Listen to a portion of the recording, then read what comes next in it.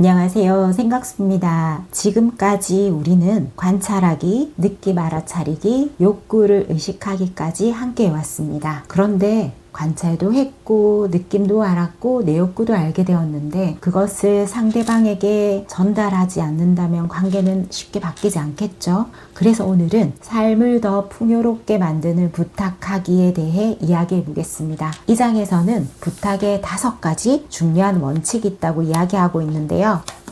첫 번째, 부정적인 말보다 긍정적인 행동으로 부탁하기입니다. 우리는 무심코 이런 말을 합니다. 뛰지 마.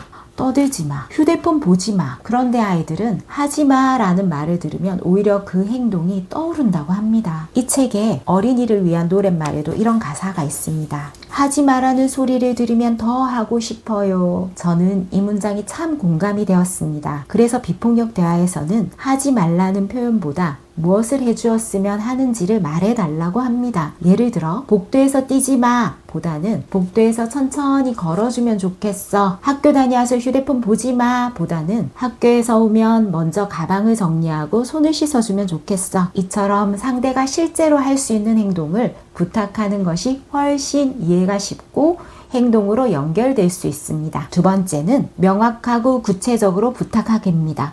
이 부분은 아까 좀 전에 첫 번째와도 굉장히 연결됩니다. 막연하게 말하면 상대는 무엇을 해야 하는지 잘 모릅니다. 아이들은 특히 그렇습니다. 좀 잘했으면 좋겠어. 조심했으면 좋겠어. 이런 말은 너무 추상적입니다. 대신에 책을 다 읽고 제자리에 꽂아줄래? 오늘은 숙제를 끝내고 놀아줄래? 처럼 실행할 수 있는 행동으로 말하는 것이 중요합니다.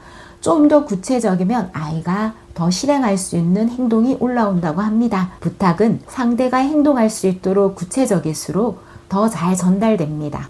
세 번째는 들은 대로 다시 말해달라고 부탁하기입니다. 부모님들께 꼭 권하고 싶은 방법입니다. 특히 청각주의력이 부족하다고 생각되는 아이들은 반드시 이 부탁으로 주의력을 키울 수 있습니다. 많은 부모님들이 이렇게 말씀하세요. 우리 아이는 말해도 안 들어요. 그런데 아이는 안 들은 것이 아니라 다르게 이해한 경우도 참 많습니다. 예전에 생각숲에서 있었던 일입니다. 어떤 아이가 금붕어 어항에 계속 손을 넣고 있었습니다. 저는 아이에게 차분히 이야기했습니다. 물고기를 만지면 물고기도 세균에 감염될 수 있고 우리 몸에도 동물의 균이 감염될 수 있어. 선생님은 물고기는 눈으로만 관찰해주면 좋겠어. 그리고 물었습니다. 선생님이 뭐라고 말했는지 들은 대로 한번 이야기해 줄 수 있겠니? 그런데 아이가 이렇게 말하는 겁니다. 선생님이 제가 물고기에 손 넣었다고 혼냈어요. 그 순간 저는 알았습니다. 아, 내가 전달한 것과 아이가 받아들인 것이 다르구나. 그래서 다시 차분히 설명해 주었고 이번에도 다시 한번 부탁을 해서 정확한 전달이 되었는지 확인했었습니다. 저는 이 경험 이후 아이들에게 무엇을 설명한 뒤에는 종종 이렇게 묻습니다. 선생님이 이야기한 걸 한번 말해줄래? 이 한마디면 오해가 정말 많이 줄어듭니다. 자, 마지막 4번째는 솔직한 반응을 부탁하기입니다. 우리는 내 이야기만 하고 끝내는 경우가 많습니다. 하지만 비폭력 대화에서는 상대의 마음도 굉장히 중요하게 생각합니다. 그래서 내 이야기를 듣고 어떤 생각이 들었는지 넌 어떻게 느꼈어? 라고 묻는 것입니다. 이 질문 하나가 대화를 일방적으로 전달하는 것이 아니라 연결로 바꿔줍니다. 이 장에서는 마지막 부분에 부탁과 강요를 비교해서 설명하고 있습니다. 부탁과 강요를 구별하는 방법은 아주 간단한데요. 상대가 내 부탁을 거절했을 때 나는 어떻게 반응하는가? 상대가 거절했다고 내가 화가 나거나 죄책감을 주거나 그리고 서운해하거나 벌을 준다면 그것은 부탁이 아니라 강요였을 가능성이 큽니다. 강요를 받은 사람은 보통 2가지 반응을 보인다고 합니다. 하나는 복종이고요. 또 하나는 반항입니다. 우리 아이가 복종하거나 반항하고 있는 거 한번 느껴보신 적 있으신가요? 그래서 아이가 지나치게 순종하거나 반대로 강하게 반항한다면 혹시 내가 부탁이 아니라 강요를 하고 있었던 것은 아닌지 돌아볼 필요도 있습니다. 저는 아이들과 비폭력 대화를 할 때 꼭 연습하는 것이 하나 있습니다. 바로 거절하기 연습입니다.